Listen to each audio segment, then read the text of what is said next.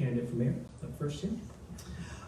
So previous councils have recently been criticized for centering on actions that may not be in their purview to enforce, such as the NDO, decriminalization, the ceasefire, non-binding resolutions, or official statements on matters not related to local politics.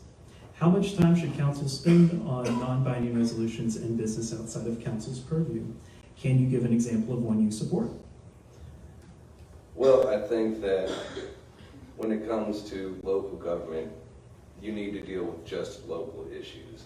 If you're getting sidetracked by federal, state issues, then you're missing the point. All politics is local.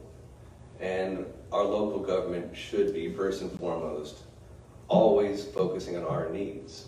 I understand that there's a broader world out there, but the most impact you can have in a city is through your local government. If you actually want things to change, if you're tired of the decades-long, stalling out that a lot of us have felt, then you need to make sure that you're, voting in accordance with what specifically you want to see from your city. Because I understand that, there are global issues out there and everyone has an opinion, but there's not anything that a local city government should be necessarily doing outside of just supporting, people who suffer. But the people who, there are people who are suffering in Denton right now. And we can do something about that practically together. So, I guess that's my answer. Thank you. All right. Erica Garland for place 5. Do you want the question again? Or? Please. Okay. Previous councils have recently been criticized for centering on actions that may not be in their purview to enforce, such as the NDO, decriminalization, ceasefire, non-binding resolutions, or official statements on matters not related to local politics. How much time should council spend on non-binding resolutions and business outside of council's purview? Can you give an example of one you support? So I think the issue with these issues that are national and state issues, I mentioned it kind of in the beginning, is, he was right. We're not going to be able to resolve them at the city level. And so it takes a lot of time. I don't know I'm sure many of you have tuned into the council meetings. Sometimes they're going till 10:30 p.m. at night. That's an exorbitant amount of council's time. It's city staff's time, and then the serious concern that I have is that sometimes these things can subject us to state litigation, which then brings the taxpayers responsible for paying for those things. So it's hard to say what's the right amount of time that council should spend on these things. I think our current council does a great job. They're listening, they're available, but I think it's important to identify what Denton's issues are. Denton has very unique issues compared to other North Texas cities. And so at some point, we really need to focus on our own backyard. 10 seconds. These issues can be polarizing and everybody has their opinion on them, and they're important. Nobody's saying they're not. But when we spend all of this time and resources and energy on issues, thank you. Brandon Chase McGee, place 5, Incumbent. Thanks. Governing is choosing. Governing is prioritizing. We often hear folks say that council is not focused. We're wasting time. The one thing I can say is that it hits different when you're sitting in the seat. When you sit and people come and they bring their very real concerns to you, what you think you might do is not always what you're going to do. The reason that people come to us about issues that often are tackled on the state and federal level is because most regular working people like I am can't afford to take off work, get in their car, and drive to Austin. And even if they could, the legislature only meets every other year. Most people can't get on an airplane and fly to Washington, D.C. to talk to our federal representatives. And more often than not, our federal representatives here locally, most of them don't do town halls. But you know what people can do? They can come down the street to City Hall. and they want to be heard, and they have the right to be heard. Accessibility means I'm always going to listen, and if I can act, I will act.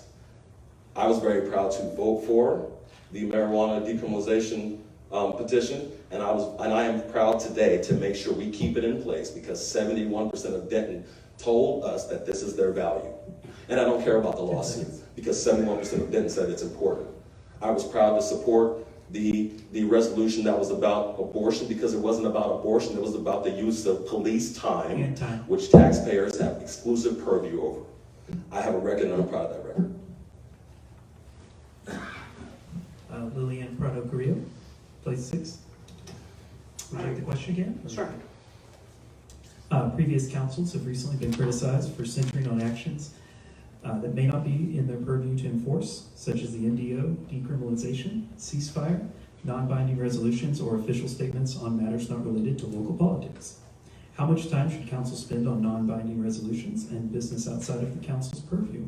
Can you give an example of one you support? Okay, thank you. Absolutely, I've heard this, from multiple people, and I think that it's really important for us to acknowledge and to realize that when people come to council and they want to give that testimony, when they sign up and they give that card, all they want is that they want to be heard. And we keep going back and telling people, you gotta vote, you gotta vote, you gotta use your voice. But then now we're saying, but we don't want to hear you, because that's not something that we need to decide. I think it's really important for us to be good stewards of the time, absolutely. Someone said there's only 26 Tuesdays a year, right? And so there's limited time to make sure that we're making sure that we're giving enough time to everything that we're supposed to be given to. But I also do think that there are some opportunities for us to listen and to be educated.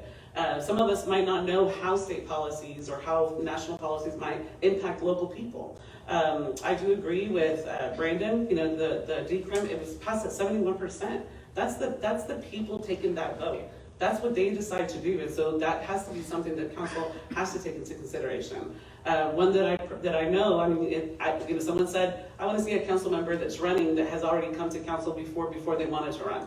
I was there. I was talking about SB 4, the first time that it got passed, Senate Bill 4, which was a Show Me Your Papers bill that made police departments, giving them the extra burden of racially profiling and going and asking people and enforcing immigration laws. That's not something that we need to overtask our police department with. They're already stretched far too thin.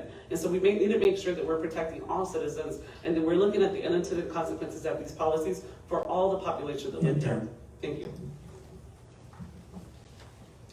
Jill Jester, place 6. Thank you. What I would say is I've also heard these types of concerns while talking to people, and I can certainly understand both sides of this issue. However, I do have concerns about divisive issues that we cannot solve as a city and what that does to the harmony in our community. Second, we're the best well-educated blue-collar town I think we have.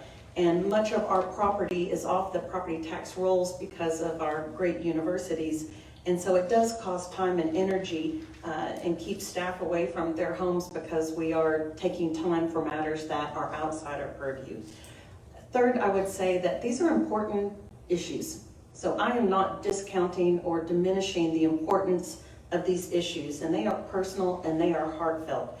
But I also am concerned that those efforts would be best used in contacting and utilizing resources that can actually have an impact versus the town hall or for our city council for those types of movements. And lastly, I would say, as far as something like the marijuana ordinance, I absolutely think that we should follow the will of the people, that we should listen to what they say, and that to the best of our ability, we should follow that. However, if that is asking our police officers to break their state oath and to break the law, I don't believe that our citizens, if they had known that that is what we were asking people to do, would have voted for. So I think that maybe with better education, we could have made a different decision. However, to the extent it does not break the law, it should be supported. Thank you. Gerard, Hudspeth, Mayor, Incumbent. Get through as much as if I can. First, I'll say zero time should be spent on things that the city of Denton doesn't have care and control over. And I'll echo that number. The number is zero. A number of cities in this area have adopted things that we have adopted that are out of our control. Zero. Not Louisville, not Carrollton, not Sanger. 0 cities have said, hey, that's a good idea. We're going to do the same thing. So I'll leave it at that. There was an opportunity just passed to run for county, state, federal office, and no one took that opportunity that was existing council members. That's where those things happen. And so it's right to apply the right solution to the right level. But let me tell you this, the answer also is unlimited. An unlimited amount of your time should be advocating on issues that are important to you. You should, Ronnie Jackson offices right here on the square, Congressman Burgess is in Corinth. You can reach out to him. I got a meeting with the general land officer at the time, George P. Bush, in Austin, and worked it out, and took my family, we jumped on a bus and rode up there. So it's all doable, and I'm a single income household, and I'm still working. So I just think there's other ways to do it and be effective, and use your time, not staff's time. That's really what it's about. It's about the single moms, single dads, working families that work for the city of Denton that are getting their time used that way. And then also there's a security concern. Think about it. How many of your neighbors have you talked to that said, hey, I don't want a yard sign, that's conflict. And then also we've added metal detectors to City Hall for a reason.